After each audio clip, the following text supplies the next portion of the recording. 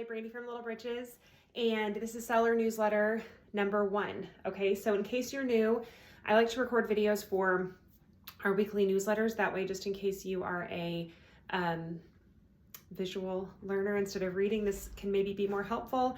You'll have to forgive my getting ready to work out, no makeup yet ensemble, just keeping it real, I guess, how my day is working out. Okay, so anyways, this newsletter I'm actually going to use 2 weeks in a row because we open seller registration early, and I want to make sure everybody gets this information because this is kind of the like lay it out information you need to know. Okay, so here we go.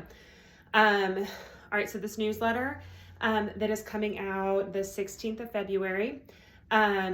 First off, make sure you are following our Facebook page if you're on Facebook. And we also have an Instagram, follow those. It's going to be where you see a lot of up-to-date information. If it's something that I need to get right out there, a lot of times that's the way I'm going to share it first. So make sure you're following that. We also do have a Facebook group for registered consigners. That's a good place to share information. If you find any tips or tricks, or it's a really great place for learning. If you look through there, so we've had some sellers sell some really amazing tips. So definitely check that out. It's worth your time. We have some really seasoned sellers who can give you some wonderful tips and tricks that they have found. So I highly encourage you to check that out. Okay. All right. So a few things for our sale. First off, I know some of you still may have only ever have done our online sale that we did fall 2020. Yes. So if you are that person, or if you are brand new to us, it is going to be super, super important that you go to the website and click through that. If you go to New Seller Start Here and click through the arrows at the bottom of the page, that is going to take you through several pages of everything you need to know about that sale. The sale. We're going to cover a lot of this throughout the weekly newsletters, just to make sure that you understand everything. But to find out everything before you get started, make sure you're going through those. You are responsible for knowing all of your expectations. Of course, ask if you have any questions. I know it's a lot of information, but it's really, really important that you understand what's expected of you and what to expect from the sale. Couple of general things. Make sure especially you're checking out that accepted items list, okay? Because we do have items that we do not accept at the sale. That can also, the accepted items list can also give you some ideas of things that we may not have realized we accept. So definitely check that out. A big thing, remember, this is our spring summer sale. We are not an all season sale. We are just a seasonal sale. So spring summer items. So leave your coats, snow boots, that kind of stuff is not acceptable for this sale. We always get questions about things like long sleeve tees, jeans, hoodies, things like that. That stuff is fine. So if you are talking, as long as it is not like a snowflake theme or Christmas theme or something like that. Light jackets are totally fine. Long sleeve shirts, as long as they're a thin material, totally fine, because we know that kids continue to wear those in the spring and summer. But heavier sweaters, anything like that, not appropriate for this sale. Jeans are fine. Just make sure if they're the kinds that have like the fleece lining or something, save that for the fall. That's not appropriate for this sale. Always ask if you have any questions. Long sleeve dress shirts also totally fine for the sale, because I know a lot of people wear those for like Easter or whatever. Okay.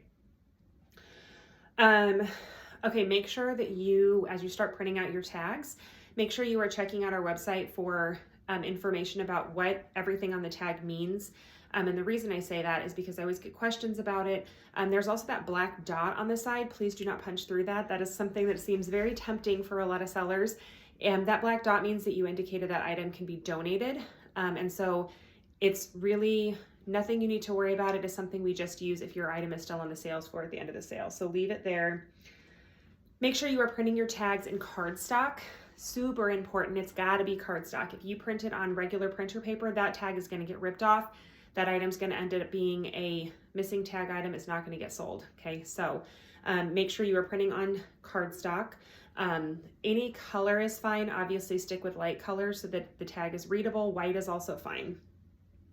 All right, check your printer settings. This is a big one. So there is nothing that slows our line down more than items not being able to be scanned. Okay, so it's really important you're watching your printer settings, because if the line is slowing down because we can't scan items, that's going to be fewer people we have actually checking out at our sale if they're having to wait forever. Okay, so a big way that you can help make sure that we are able to keep the line moving and keep buyers buying things is to make sure that your tags are scannable. Okay, so a big thing is I think some people trying to be helpful will try to print like high quality or something like that. Don't do it. It's going to cause the barcode lines to bleed together. The best setting we've actually found is like the ink saver or economy mode, something like that, because it's going to basically just spit out the bare minimum. Those tags tend to be super scannable. So please make sure that you are printing your tags correctly. Otherwise we have to hand key them in. It takes so much longer. Okay. If you have an item, if you are a returning seller and you have an item that you entered for a previous sale, this would include items that you entered for the online sale. You can go into your inactive items and just activate that, okay? And then you don't even have to reprint the tag if you've still got it on the item. It is just in your inventory and it's good to go. But do make sure that you go activate those, because again, it's gonna give us a message at the register if you didn't activate it, and it's gonna take longer. And in some cases, it won't it gives us a whole thing where it makes it really hard for us to be able to sell the item, okay? So please make sure you're activating those items. Okay, note about the sale item cap. So this has not been an issue for the past several sales, but it's an ever-changing world, so I don't want to say that it's not going to happen this time. So I want to make sure you're aware, especially for people who are just starting to sell with us within the past year or so. We have had sales where we have had to cut off item entry early. And let me explain the reason that is. We have a limited amount of space, a limited number of racks. We of course are always, buying new to make sure we have enough space, all that kind of good stuff. But we also, the biggest thing is that we have kind of figured out, including getting wisdom from our previous owners, there's a certain number of items that can that can get sold out the door during our sale. And we are kind of aware of what that number is. And if we continue adding items above that, it doesn't increase our sales. It actually tends to reduce it because buyers are overwhelmed. They don't have that many, they don't want to look through that many items. So we've kind of figured out that sweet spot of the number of items that it makes sense to have at the sale. If we start exceeding that, we will cut off item entry. We super don't like to do this. Okay, so I will not do it unless it is absolutely necessary. If I'm gonna have to do it, I will give you ample warning, okay? But just be aware of that. And the reason I say that is because I wanna make sure that you get started tagging early, because it helps us kind of see where we're at better. And I would highly encourage you, even if you don't have time to enter all of your items right now, if you have those large items, if you have those items that you have to sell this time, you are not wanting to hang on to again, make sure to get those entered right now. Even if you're not getting the rest of your stuff entered, get those items entered so you know you've got them in there, so that worst case scenario, you run out of time, whatever, you've got your must sell items already entered. So I highly encourage you to take care of that, okay? Especially big items, things that you don't want to get rid of, especially thinking about big items, high demand items, things like that are going to be really likely to sell. You want to make sure you get those in there. I would encourage you, if you've got a ton, start with non-clothing items first, because non-clothing tends to have a higher sell-through percentage than clothing. We sell a ton of clothing, obviously, but I would definitely start with those higher demand items so that you can make sure that you get those put in. Okay, I think that covers our first newsletter. I know that's a lot of information right off the bat. Keep in mind, we do have videos on our website that show you how to enter the items, how to tag our items. It is super important you're tagging the items correctly. We do have a specific way that items have to be tagged.